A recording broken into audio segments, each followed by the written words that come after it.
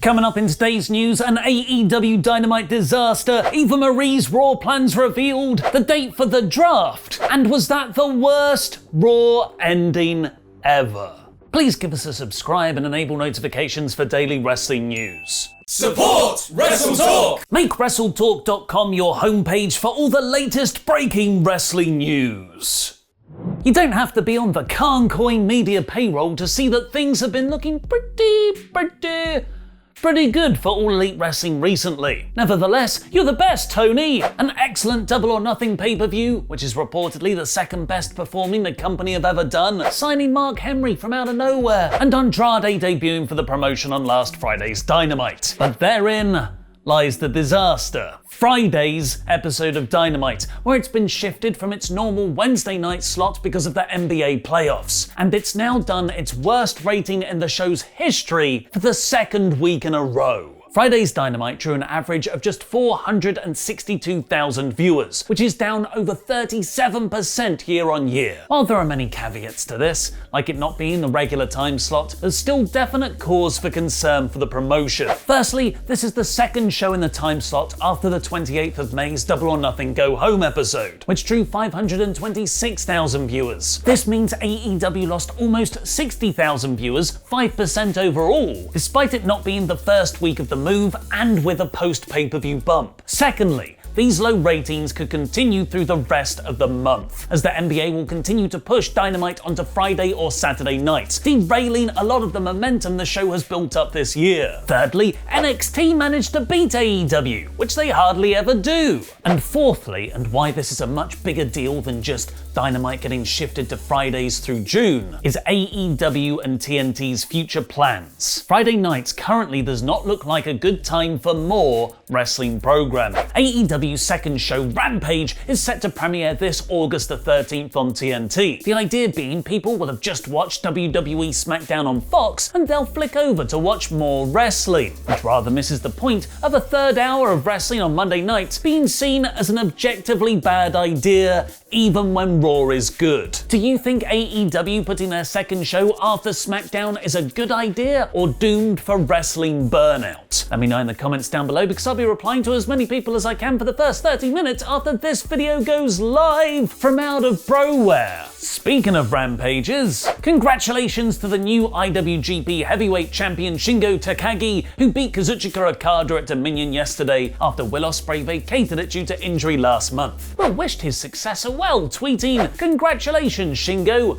Google the word interim, that's all you are." Good old wrestling bants. Maybe we'll see Will in the next WWE draft. That's never going to happen, segue. According to Andrew Zarian of the Mat Men podcast, the WWE draft is scheduled for the 30th of August and the 3rd of September, which will put it the week after SummerSlam. Who do you want to see get moved across? Let me know in the comments, telling me why Eva Marie is a round one pick. All Red Everything's return was announced on last night's Raw for next week, but according to reports, she might not be alone. WrestleVote has tweeted that the plans for Eva Marie's return include her having a muscle of some sorts by her side. The two names I've heard most discussed to pair with her are Mercedes Martinez or NXT UK star Piper Niven. Sean Ross Sapp then corroborated the report, adding, "Niven is the plan I'd heard of as of a few weeks ago, but plans do change, pal." Go to WrestleTalk.com for loads more news, like WWE not having anything for Big E, and WWE's threats to talent backstage if they leave. But now it's time for my review of last night's Raw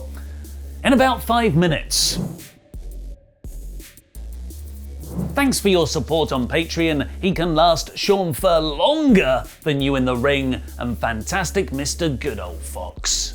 I was going to do a bit this week where I'd just play my review from last week to see if anyone noticed the difference. But to Raw's credit, they actually put on different matchups from the same ones we've seen the last 3 months. Impressively, they still managed to do one of their worst shows ever. The episode seemed set to open right on the action of a tag team battle royal to determine the #1 contenders for AJ Styles and Omos's title, but not before 10 minutes of promos, which dragged, but Riddle seemingly making Orton corpse was funny, as was Miz rolling down the ramp on a wheelchair.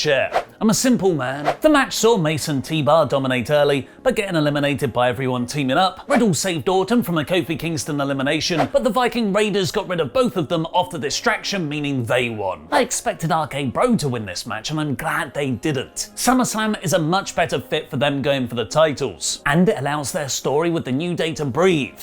More on that in a bit. And meanwhile, it lets AJ Styles and Omos feud with the Viking Raiders over eating turkey legs. God damn it, WWE.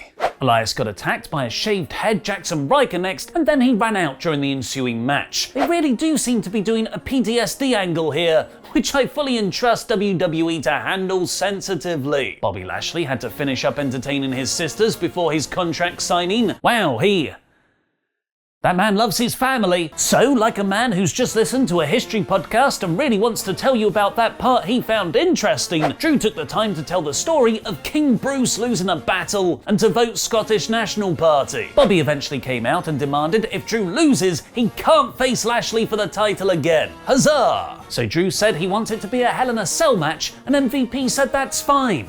Barely an inconvenience. Presumably sensing how uninspired this contract signing segment was, Drew tried to save it by slicing the table in two with a sword. Didn't save it, but I appreciate the effort. Sheamus came out dressed as dashing Cody Rhodes circa 2011 to watch Ricochet and Humberto Carrillo fight to become the #1 contender to his US title. They wrestled very athletically, as expected, and it ended in a double countout draw.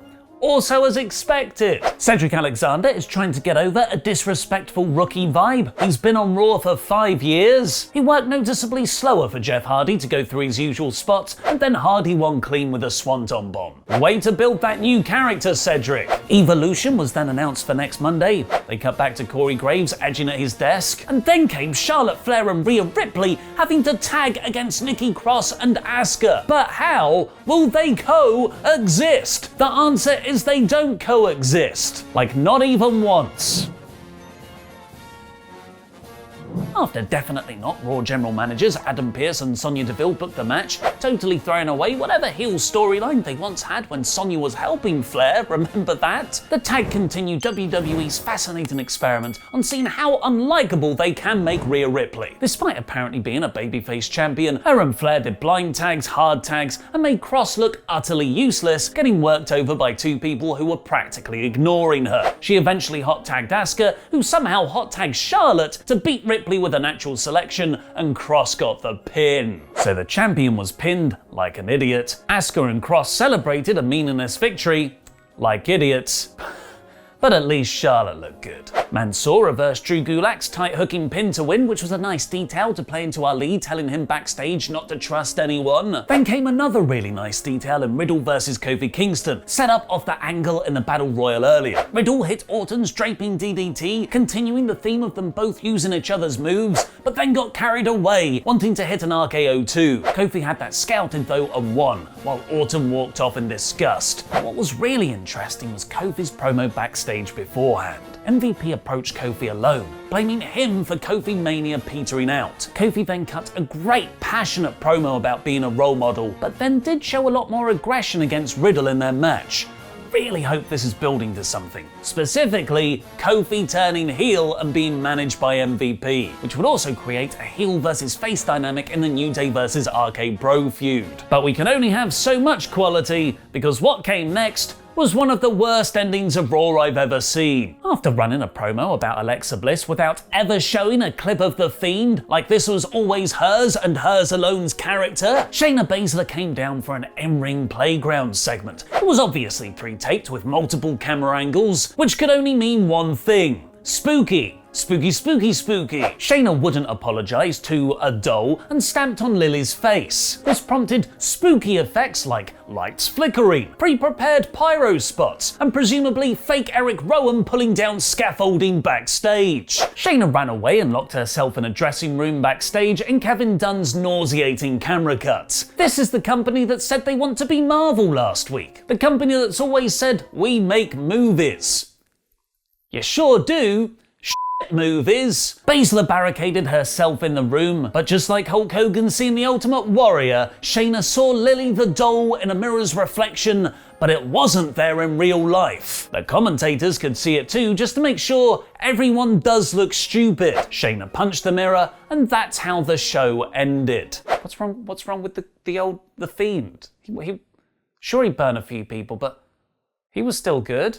Look, this is going to be hilarious when we watch it back in a year's time, when we're not in the thick of it and we get months and months of ironic detachment. Shayna's acting was awesomely wooden, which is fine because, you know, she's not a trained actor. She's a legit MMA fighter. I cannot wait to eventually laugh at her for this segment, but right now, this is terrible. This is week to week. This is the main event segment of your show, and it's up there with the lamest things Raw has ever done. Do you agree? Let me know in the comments. Right now, our poll on a poll match is giving the slight edge to being excited for MVP managing Kofi Kingston. Well, I enjoyed a lot on this episode, mostly the Arcade Bro bits again and the awesome tease for Kofi, which is kind of the same thing. The women's division creative is ruining Monday nights. The last segment was that bad, everyone. We're going back to it. This week's Raw is another 1 out of 5.